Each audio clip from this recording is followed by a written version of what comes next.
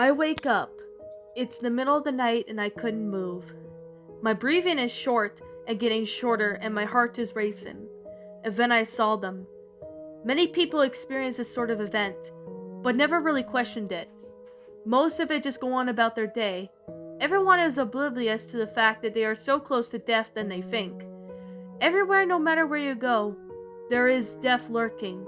A term used that I experience every night, so-called sleep paralysis. Understand that this was in the state when you were most invulnerable.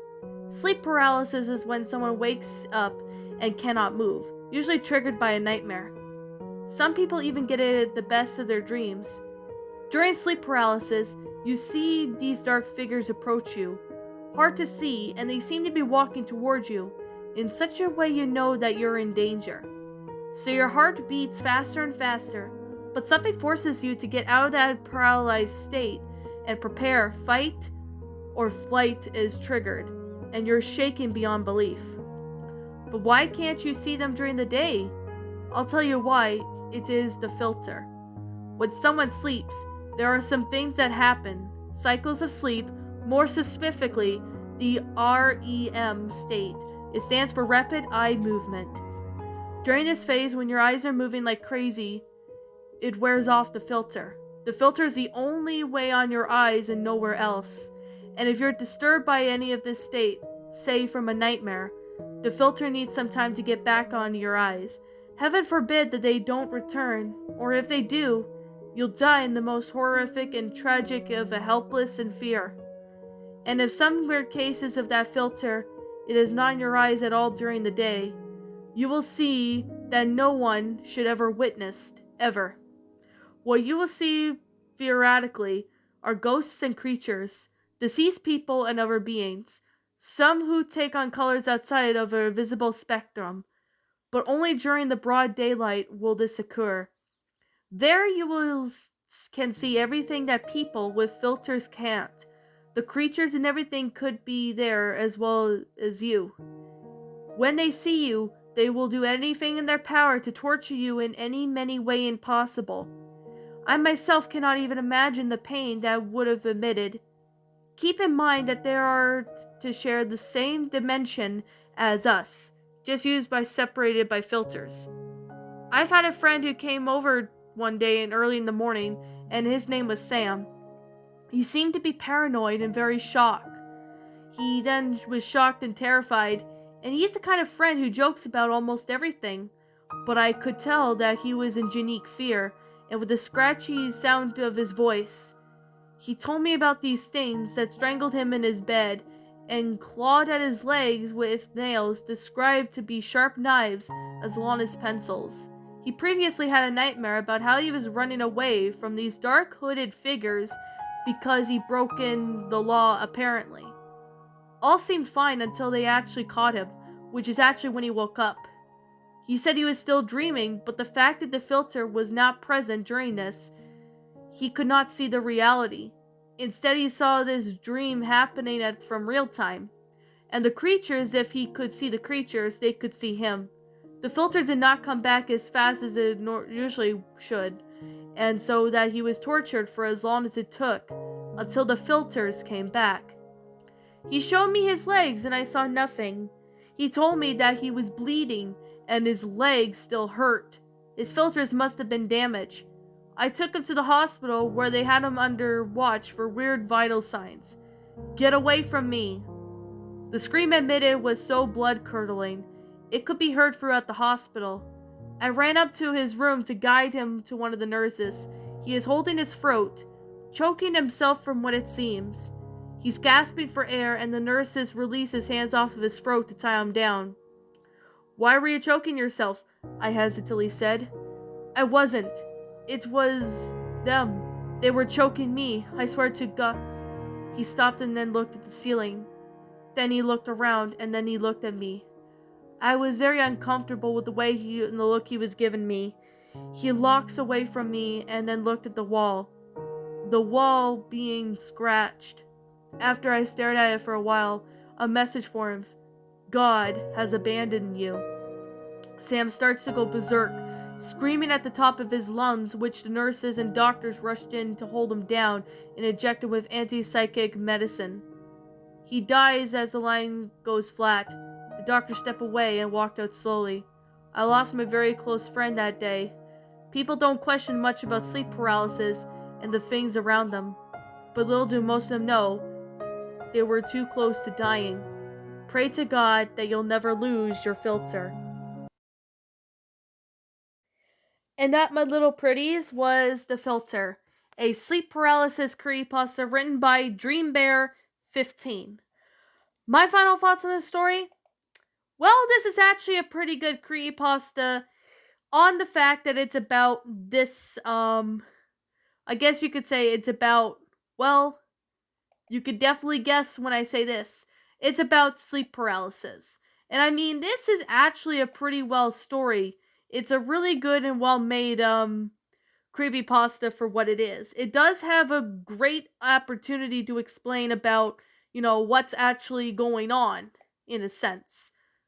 I mean, I've seen it before. I mean, I've read this story a few times, like before I decided to narrate this, and this is actually a very it's a very common thing people go through, which is called, well, you could definitely state this now.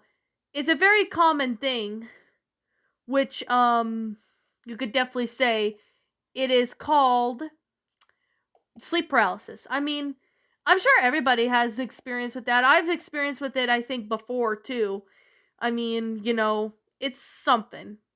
I mean, I personally have been through it too before, and I mean, it's pretty obvious that it is something that you've personally have seen in your life. I mean, sometimes when we are in sleep paralysis, we too tend to see things that we don't really see. They're not really there. I mean, it's freaky of its own self, but it's honestly the honest truth, and it states a really good reason on why people freak out the way they are. Like, I mean, I can't remember when the last time I had sleep paralysis. I think this might have been maybe in high school. I did have a sleep paralysis once where I saw a shadow figure of a man or something. I honestly can't remember because it has been a few years, but it was happened to me when I was in high school. I think I must have woke up from a nightmare or something. I can't remember, but it was in high school. It was around the time when I was in high school, so that was from what I remember. Although I don't remember, a thing really much about what happened or what dream I had, but it was definitely scary. I mean, sleep paralysis, I'm going to say right now, they're scary as shit. I'm not denying that one bit. They're scary. I mean, like, I'm going to be honest. Sorry about that. Just had a tickle in my throat. I mean, man, I haven't had a sleep paralysis in oh god, it's been quite a long time since I last sat there and, had one. I think the last time I did, I was maybe, it was in high school. I already said that. But I mean, despite the fact that this story was short, I honestly found this story to be, enjoyable and well made. I did hear of this story from Silver Stories that narrated this story last year, so I decided, I'll give it a shot at narrating this story. And I mean, this is actually a pretty good creepypasta for what this is. I mean, grammar was well done, as well as the sentence structuring, the storyline. Everything about it was flat out fantastic and amazing.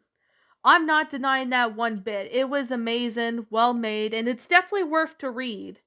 So, I mean, the person, ended up, having some sort of berserk, moment where, the person ends up dying afterwards. I mean, I think that's kind of, hard to believe because I really don't know if that actually would happen, Ben. But I mean, I know the doctors wouldn't kill the person for it. They would probably maybe sedate him or her or something if they're having like a meltdown like that in the hospital. I think they would sedate the person. But I mean, I can't honestly see this being the case. But yet again, I'm no doctor, so I don't really know.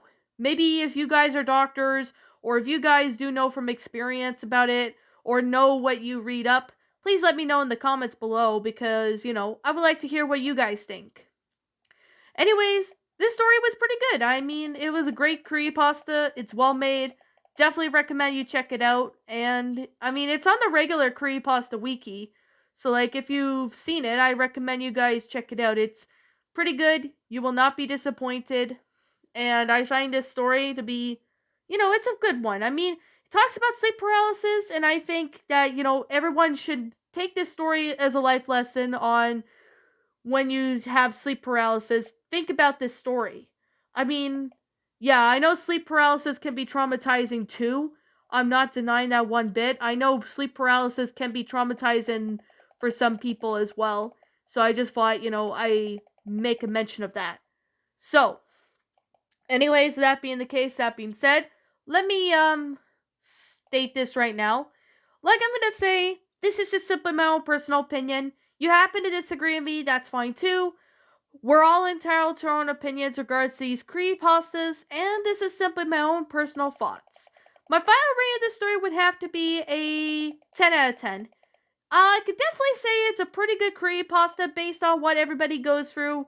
Well, not everybody goes through. Like, I mean, some people, or most people that I do know, go through stuff like this. It's basically a pretty good, pasta. It's definitely worth to read. And I mean, I can understand, people going through sleep paralysis. And I do feel bad for people that go through sleep paralysis. I honestly do feel bad for them. So, yeah. With that being said, and that being the case, what did you guys think about this creepypasta? Did you enjoy it? Did you not? Also, what you have done personally to help make this story a lot better? Feel free to leave me know what your thoughts are down in the comments section down below. I'm the Queen of Lions. Thank you so much for watching today's episode. And if you're brand new here to this channel, be sure to like, comment, and subscribe because I make brand new videos every single day. Don't forget to ring the notification bell to when I upload, so that way you guys will not miss an upload.